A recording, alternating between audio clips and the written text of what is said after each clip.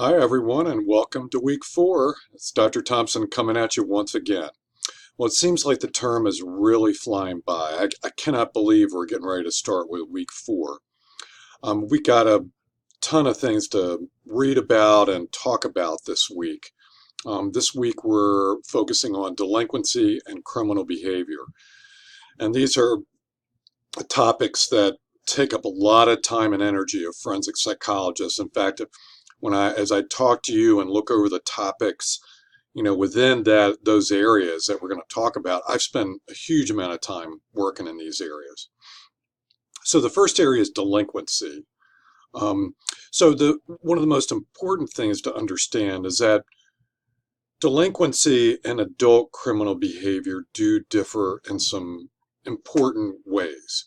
So part of the deal is, in this first discussion assignment, is for you to get a sense of how the two are different. And remember that because they're different, they are treated a little differently in the criminal justice system. So next topic is violence. And so one of the things that you want to focus in this topic of violence is that according to what research has found, there are demographic differences between people in terms of the extent of and the type of their violence. In other words, some demographic groups tend to be more violent, men, for example.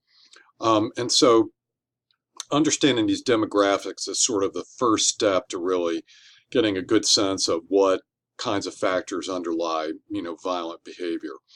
But in your assignment, the second discussion question, you will be asked, what do you think these demographic differences exist? There's always some controversy whenever you talk about whether one group is more violent than another. Now, finally, the third assignment for this week is focused on risk assessment. So you'll want to give some consideration to what we're assessing for. In other words, the risk of what type of violence, whether it be sexual violence, other violence, what are some of the instruments we use, and to learn for yourself and get a sense of it, how good are the instruments we use? How good are we at predicting violence? Turns out we're not great at it, but we certainly can understand violence well enough to do something about it. In other words, to manage it.